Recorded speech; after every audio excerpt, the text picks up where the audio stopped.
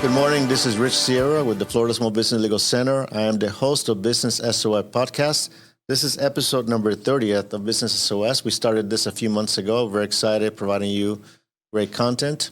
I'd like you to participate in the show. If you have a question that you'd like me to answer for you, any type of legal issue that you would like me to address, send me an email at rich@richsierra.com. And if I select your question and I basically address it in the show, I will not mention your name and will not be considered legal advice, simply more of a broad topic, but I'll address that question that you sent to me. I'll send you a free copy of my book, Business SOS, 8 Common Legal Mistakes Business Owners Make and How to Avoid Them. It's available on Amazon, Barnes & Noble, and also you can ask for in your local bookstores. Today's a very special episode. It's a family episode. We have here today Mike Sierra. I call him Michael. He's my son. And my soon-to-be daughter-in-law, Caroline Castille. They're partners in business and in real life. So I'm very excited to bring them here because we're going to talk about partnerships today. And in the last few episodes back, I talked about partnership disputes and, what makes partnerships, why they do not work. So I thought I'd bring somebody, a couple that will actually tell us why their partnership works and kind of more of a positive thought. And I think they're a perfect example on how to share that with us. So welcome to the show. Thanks, Bob.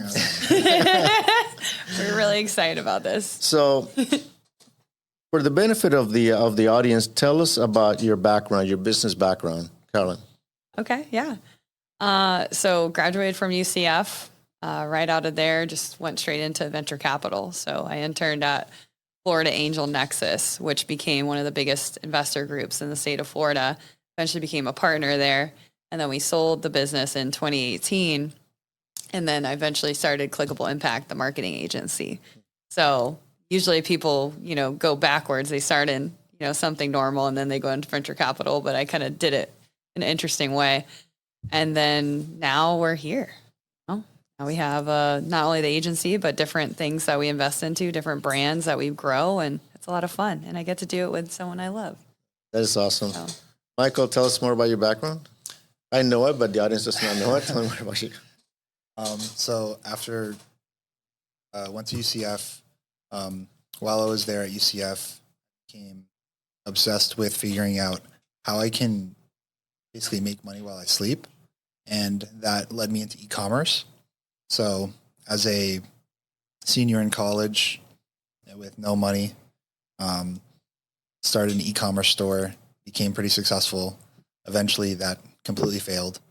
And then I met Caroline. She offered me a job because I needed one at the time. And then we started the marketing agency together and then eventually became business partners and then life partners. That is awesome. You mentioned that the business failed, but, in talking prior episodes, and in fact, in the last episode that I had Kate Delaney. She's a, very well-known journalist, and also she's a host of America Tonight radio show. She talked about failure. She talked about, in business, sometimes you're going to fail, and that's the way we learned. So, and it's very difficult to find a business owner who's been doing this for a long time, who has some time in their career, things have not gone well. And I'm sure you learn from that experience. I've learned from my experiences almost every single day. So it is part of the learning process. We don't fail, we learned. So I wanted to bring you here because you have a very interesting background, both of you. You have digital marketing expertise. You also have a brand, Flypath Golf, but also you also are business partners. So tell me, what makes your partnership work? What is your secret? You will. Mike, you want to go? Yeah, so I think our business partnership works best because right when we became business partners, I asked Caroline, how does she handle conflict? Because I learned from my first business failure. And that business failure, we had huge disagreements. And part of it was because we had communication issues with my business partners.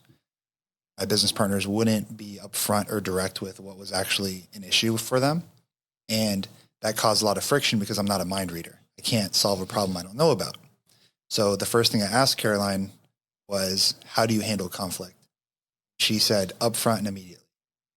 And that was a thing to me because that's how I like to handle conflict up front immediately. I don't want it to like linger. I don't want it to be just in the background, creating animosity. And I think that's one of the key reasons why our partnership works so well, because we don't let anything just linger on. Thing about conflict, it's not like wine. It does not get better with age. So. Yeah. Well, I think conflict is all about how you communicate too. So, there's going to be different struggles or challenges that we go through in the business just from having a business, no matter how simple your business is. So one question that helps us go from, what could be an argument in a normal relationship to just a very good critical conversation is one question. Are you venting to me or do you want my advice? That's what we always ask. So if one of us is frustrated and saying like, hey, this, retail deal or this internet deal isn't working. I'm frustrated about this, blah, blah, blah. Then Mike asked me, well, are you venting or do you want my advice? Because I think a lot of significant others, they always assume that the other person needs their advice. So they just start giving it. And really, like, a lot of times we just need a hug, just humans want love, So I think if every couple asks that when the other party is like frustrated, I think that would solve a lot of communication issues too. Yeah, and sometimes we just want somebody to listen to. Yeah, you listen to, not necessarily the advice, but that's a very good point, Caroline. So, Michael, when we're talking about the interview before, in the pre-interview, you mentioned about 10 basic values that, you told me that, one of the things that really has helped us in something that we align in our values. So do you mind sharing with us what are those? Yeah, absolutely. So the 10 basic values that I believe all couples or anyone in a relationship really should agree upon is number one is trust. You have to be able to trust the other person. Loyalty. You guys have to be on the same team, no matter what. Religion. If you don't believe in the same like spiritual God, that's going to cause friction. Family. You agree on like specific family values. How important is it to see each other's families? Communication styles is another one. Lifestyle, honesty, self-discipline, self-improvement, and finances. So those are the 10 values that everyone needs to agree upon. And the way that they kind of happened, we had just different couples, either power couples, super successful that we would travel with, or just friends that we, just became friends over the years. They just kept coming to us in different ways, whether it was just like a fight right in front of us. Like we had a fight we didn't have a fight, but we had a friend couple. They just fought in the middle of us going on a trip to Colorado, randomly about a jacket, right, in the mountains. She wanted to go back to the Airbnb and grab a jacket. He wanted to buy the jacket, there, because he was like, let's save time. And really, that's not a fight over a jacket. It's a fight over values, So that's when Mike and I got thinking, we're like, what does make our relationship work? We have a lot of talks about the values and all of our values constantly. We're constantly like making sure we're on the same page and molding our visions together. And then we had, just more and more couples that were having these types of issues. So that's kind of how we just developed these over time. What are all those elements that we talk about together and, giving these to our friends and saying, here are the 10 things you got to agree on. It's funny, but it's like, we built our own methodology, basically. That is awesome. You should actually write a book about that. It's very good. Yeah. From a business standpoint, obviously, business owners don't necessarily have to have that personal relationship. Yeah. So what are the values from your list of 10, what are the values that a business partnership should consider? Yeah, that's good. I think there's a lot of continuities with these 10 values. I would maybe say, like, to make it simple, let's talk about what we would take out, right? Yes. Trust. You need to have trust in your business partner. So I would keep that one. Loyalty, I would keep that one as well. Religion, I don't think you need to have the same belief as your business partner. Family, not as much. That's more about having kids, not having kids, and how do you value your family? Not as important there. I've had partners in the past that, maybe they spend Christmas with family or maybe they work on Christmas. It doesn't really matter. I would say for communication, that's like the number one thing. You need to be able to communicate really effectively, especially if there's a conflict between your business partner and you. Lifestyle, you can have different lifestyles and still run a really good business. Like with Flight Path, we have a partner and he's really into the engineering field and he wants to be an engineer. He doesn't want to run a golf brand. He just wanted to invent the product. Mike and I are great operators. We want to build the business, right? So that works there. Honesty, 100%. You need honesty in a business partnership. You have to be transparent there. Self-discipline. You definitely need to have a certain amount of self-discipline. I don't think you need the same level of self-discipline amongst all the partners. And then self-improvement. I think you always need to be improving yourself, and your business partners always need to be improving themselves too, no matter what level they are in the business. And then finances. If all the partners have a voting rights in what happened with the finances, then we definitely need to have all the same values when it comes to finances. So if we're gonna go to the PGA show, in January, right? Everybody needs to agree that we're going to drop 10, 15 grand on the PGA. If we don't agree, then we need to check back on what our values are for finances. Yeah, I agree. In terms of my experience, when there are partnership disputes, and I deal with a lot of them, and I have dealt with a lot of them in my 19-year career now, things go wrong when things are going well, very well, or when things are going bad. It's just for some reason. It's one or the other. It's one or the other. When the business is about to go south, that's when they start fighting, or when the business is making a lot of money, they just start fighting again. Something happens along the way. That has been my experience. And it's usually, in terms of what the breakdown, if I was going to look at this list, it's usually the breakdown that happens sometimes is that one partner perceives that the other one might be taking more money that the partner should. Or they go through the bank account and say, listen, I noticed that you spent 10 grand in that Amex. What happened here? Or they went on vacation and something. These are real life scenarios that I'm giving you, that they're not exaggerated. They're just, or a partner basically, in some actually more obvious cases that, one partner, perhaps more of a silent partner, doesn't look at the finances every time, but then they find out that there's a lot of charges to personal matters from one partner to the other and say, what happened here? So it's just basically, usually the breakdown is, breaks down, the loyalty and the trust breaks down there because then one partner says, I don't trust the other partner. And I've seen situations where one partner decides to take over the business completely. They just, and it's removes them from the corporate records, removes from the bank accounts. And in Florida, it's so easy to do that, which they don't go have the controls for how the states have, but Florida is so easy. And they call me. Sometimes you have partners being locked out of the business. They just call locksmith, change the locks. That's scary. They just basically, remove all the passwords. Yeah. So, but the communication is very key. Then I said, okay, what happened? When was the breakdown? Yeah. I'm trying to find out. Obviously, they went into partnerships together. Everything was going well. Somewhere down the line, one partner decided they want to do their own thing, but they didn't communicate that to the partner. Instead, they decided to start their own competing company in some cases. Right.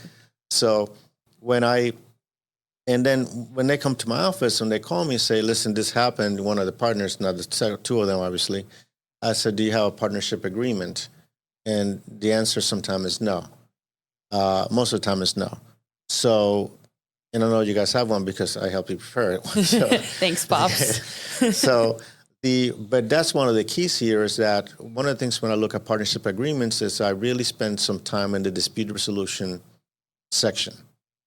Is that creates a mechanism in place to how to resolve business disputes, and that's really one of the things that I spent some time and say, well, if you guys have a disagreement, how are we going to resolve it? This is my suggestion. And what I usually do is let's do, informal settlement conference, mediation. If that does not work, then we can go to court or arbitration. But there's a mechanism in place that, hey, we need to do this first before going straight to court.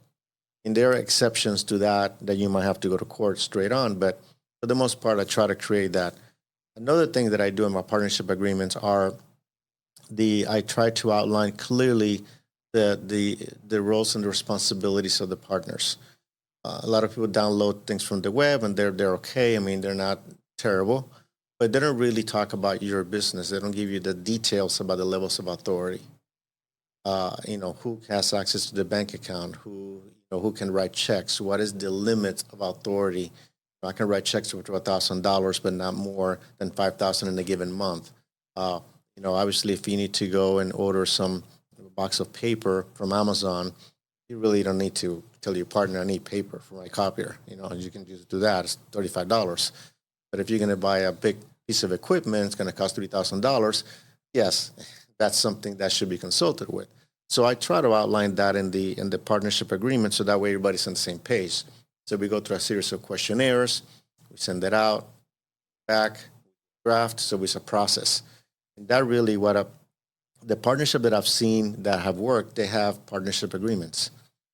They have the distinct areas of responsibilities as well.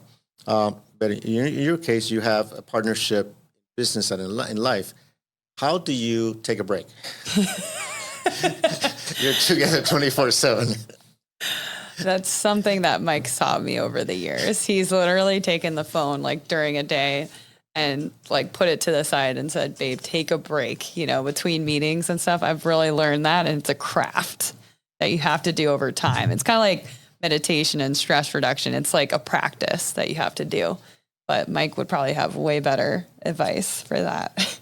When it comes to like the business stuff, so we don't ever take a break from talking about business because that is like our lives, but we definitely put time aside to enjoy each other's company. So we have Disney annual passes. We have annual passes to Universal Studios and Islands of Adventure.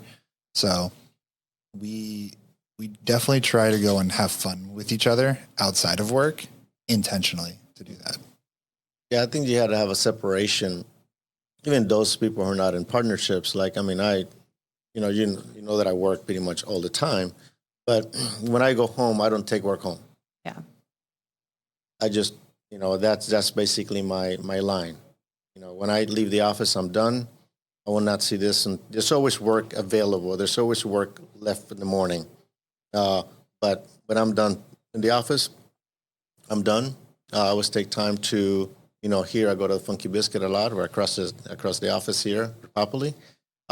So I think you got to have that time of recreation, that time to connect, and that time to bond. But work cannot be your life, because otherwise it'll consume you. And what happened also, you get burned out. Yeah. You cannot perform at 100% if you're always working. Your mind will eventually get tired. If you don't take that mental break from work, it's just going to be, you're going to get burned out. You're not going to be on top of your game. And the type of work that we do, we got to be in the top of our game all the time. So that break is very important. I want to talk about self-discipline in business. And that's a topic that people don't talk too much about. And tell me more about that. When you talk about self-discipline or discipline itself in business, tell me more about break that down, break that value for me a little bit more. Yeah, I think self-discipline in business starts with your health. I know that's a personal thing, but it does foil into what you can do in business. If you don't have health, you have nothing. So Mike and I start in the morning by going to the gym. We drink a full glass of water. We go to the gym. We look at that as also a business decision too, because we need to be healthy. We need to have a clear mind. How do you do that? You get some endorphins going in the morning, and then you get that consistency every day, because it's something easy that we can do before 9 a.m. every day, go to the gym. So that's the first step. I think the second step is figuring out what you actually need to focus on, and then learning how to say no. Especially, Mike and I are in the internet marketing business. We get so many opportunities of companies, brands, whatever, that we can do, acquire, build, whatever, right? And I think in the past, year and a half, 2 years, we've really learned how to say no.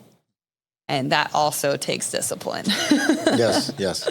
And that happens to me as well with in clients. I mean, we get a good number of people calling our office to try to get accept their legal services to represent them, and sometimes we just cannot have everybody. We got to go through a screening process. We got to go through a process of qualification, and then if we can help them, if everything means well, then we obviously offer the opportunity to represent them. But sometimes we just cannot do it. So, that I understand that. So, Michael, what do you think about self-discipline? So I think self-discipline really starts with your lifestyle. So even our employees, we encourage them to go to the gym every day or have a balanced diet, not to just eat sugar and watch TV all day. So we, especially our interns, we tell them, what does your day look like? Do you have a calendar? We really want to make sure that everyone at least has some type of structure to their life, because if they're unstructured in their personal life, then the only thing that's going to do is spill over to business, and they're not going to be as productive or efficient. So when it comes to self-discipline, it's a value that we hold dear, because, how can you, business and life, business is a big part of your life in general, right? You're going to spend most of your day doing something productive to provide value for other people. But if you're not taking care of yourself, how could you possibly, provide something really good for someone else? Well, I'll give you an example of self-discipline. Are the landscapers doing the landscaping outside and giving the special effects here? Benefit of the audience, this is the free stuff. You did not pay for that, so that's free. So hopefully they'll finish soon, but we'll get through it. Yeah. I think one other thing that I've been really self-disciplined about this past year is being better organized. Like, every meeting that we have has an agenda. We make notes for the meeting. All of our legal documents, our corporate documents are all saved in specific folders. I think that's always a second, third, fourth thought from an entrepreneur. So getting more organized has actually made us more money in different ways, because we can pull our EIN documents from very specific places. We know exactly where it's saved, those types of things. I think that's full circle. It comes to what you're doing on the legal side. There's not a lot of people that are very organized like that. And I think, if you're really looking to scale your business, I think you have to take the next steps to be organized. This is a very great point, Caroline, but organization also goes well with time management. Yeah. Something that I realized maybe a few months ago, that based on the fact that we're on 24/7 and people have access to us through emails, through text, and there's this, I believe that just because people have access to our emails and phones, we are supposed to respond at any time. And so I realized that there was more tasks and more emails than there's time available to us to get the job done. So not only organization is key, but also time management, because now we're focusing, I think task lists are almost a thing of the past. Now it's about priorities. You're prioritizing. You'll have more task lists than you'll have time to get it done. Task list for me is like, you'll have time to get them done. You won't. Unless you work until 11 o'clock every night, and you work 16 hours a day, you cannot sustain that for a long time. So I realized that it's okay, if that's going to be the case, then I have to create more priorities and basically create times. I'm going to do this type of activity at this time, these types of clients, I put out these fires, our business development, this is the time I do business development. So it's basically based on activity, kind of a block scheduling based on the priorities, to make sure I can take care of everyone. Which also means you say no to certain things too for the day. Yes, you have to. There's no human possible way to respond to every email as it comes in. As you see it coming in, it's just an impossibility to provide a on-demand type of service. And I think that we're almost going in that direction, that there's a perception that everything's on demand. You get an email, and then all of a sudden, an hour later, you then don't get a response. They email you again, say what happened, and I'm like, well, I'm busy. I'm taking care of things. I try to do that once or twice a day, respond to emails, simply because if you don't create the space to get the work done, you will not get it done. You can actually spend the entire day answering emails and responding to inquiries, but then work will not get done. So it's about priority, and time management now is the key. I know people look at, and we'll talk about financials in a second. People track finances, and I read, various books that talk about, keeping track of your metrics and all that. And nothing wrong about those books. Those metrics are important, but they're backwards looking. And, when I talked to a mastermind group that I belong to, and I said, I have no issue keeping track of these metrics. They're a good historical perspective.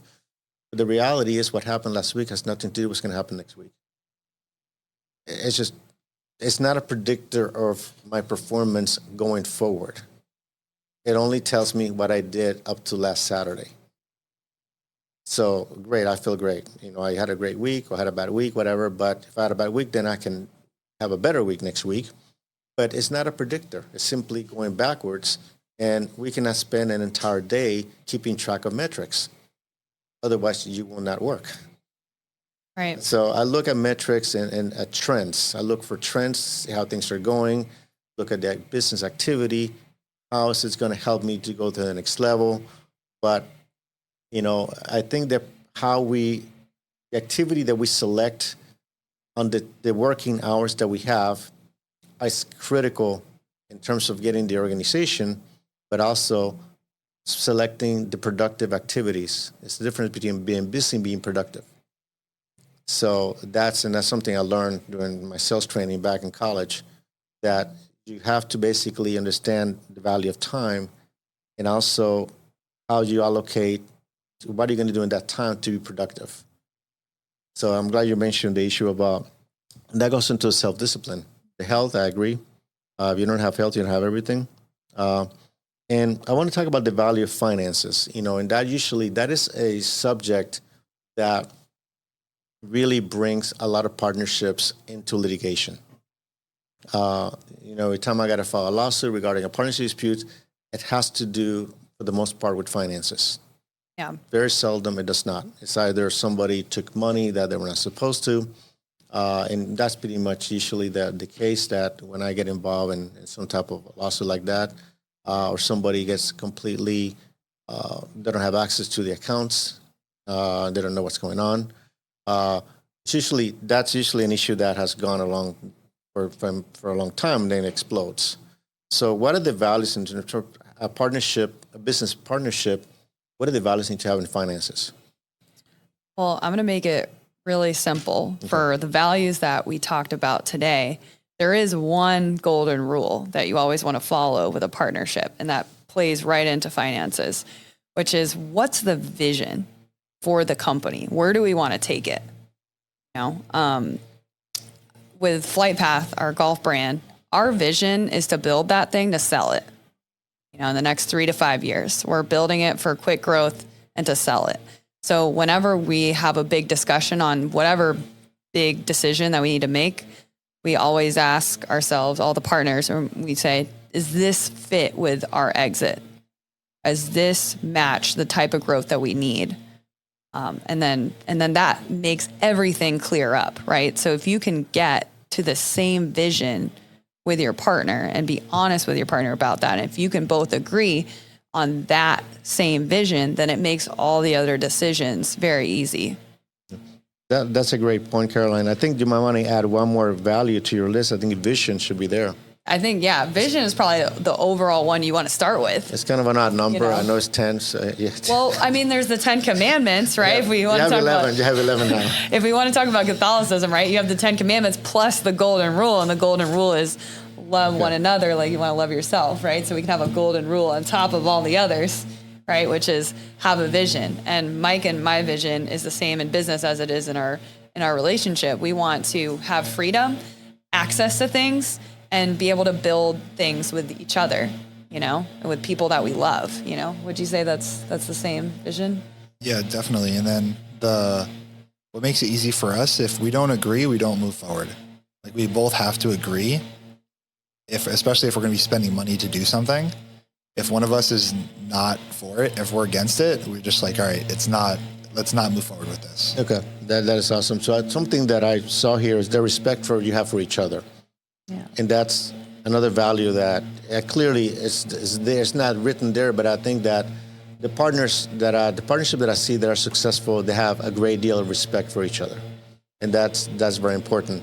And sometimes I see partnership disputes that come my way, and I ask in the kindest possible way I can ask to the client, how did you guys become partners?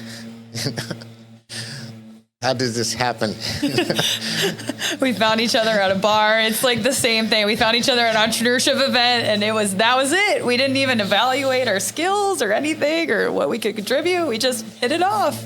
It's like infatuation or relationship. We found each other at a bar and he was hot, so we started dating. How many friends have started like that? So many. So, it's not a logical decision. But people don't, there has to be some type of connection, even from a business partnership. People have to be on the same page. They have to like each other. It's difficult to work with people you don't like in a personal level. But I see partnerships or partnership disputes that come in, and I'm say, well, how does this happen? This should not happen in the first place. And it's either sometimes people introduce someone else, and then they're like, yeah, we went ahead. He asked me, especially during Thanksgiving when people get together for the holidays. That is really the worst time. People get into partnerships during the holidays. Oh, gosh. And in January, they call me, or it's like, usually there's always a holiday involved with some type of partnership. Yeah, they told me they wanted to invest in real estate. It was a great idea. And, here's $100,000. They told me, give me the paperwork later. Yeah, I'm not exaggerating. It's really real life scenarios. And I'm like, how does this happen? And that's scary. Yeah, but it does. Well, this is a great segment. I want to make you guys going to come. Can you stay with us a little more? I'm going to go ahead and do the next segment. I want to talk about flight path, and I want to talk about clickable impact, and I want to talk about email and performance. Yeah. We got some time. So I want to basically finish this segment on partnership. You really enlighten us here with our audience, and you're a successful partnership. And you certainly can be a mentor to a lot of entrepreneurs and business owners. So how do people find you? For the agency, we do email marketing on performance. That's our number one offer for e-commerce stores. They can find us on emailonperformance.com. Okay. You're also on LinkedIn as well. LinkedIn, so you can search Mike Sierra. Mike's on LinkedIn. You can search my name, Caroline Castille, soon to be Caroline Sierra, but I'll probably have to SEO both names so you can find me either way. But right now it's Caroline Castille. You can find us. We post every week on LinkedIn, Instagram, YouTube, wherever you want to find us. That's awesome. Well, thank you for being with us. We're going to do another segment and talk. The next one is going to be talking about specifically about your businesses. I'm very excited in digital marketing. You guys are experts in digital marketing, and I had a marketing segment a few episodes ago, because that's, as you know, it's my background as well. But I think you guys have a more of a modern view of marketing since I graduated college in the 80s. So I think there was no web back then. But the principles are the same. So I want to talk about the next segment, but let me close this one here. If you want to reach me, you can reach me at richsierra.com. My website is florida.smallbusinesslegalcenter.com. If you're interested in my legal services. We're on Facebook at FSB Legal. We're on YouTube. If you want to watch the video of this podcast, we're on YouTube at youtube.com at Richard Sierra. We're on Instagram at FSB Legal. If you want to give us a call, find out more about us, number is 866-842-5202. Remember the Business SOS, available on Amazon, Barnes & Noble, and local libraries. You can ask for it in your local bookstore. If you like the podcast, hope you did, please follow us, subscribe as well to our YouTube channel, and give us a review. That helps the algorithms recommend the show to other business owners as well. Until next week, this is Rich Sierra, and remember, my goal is to help you succeed.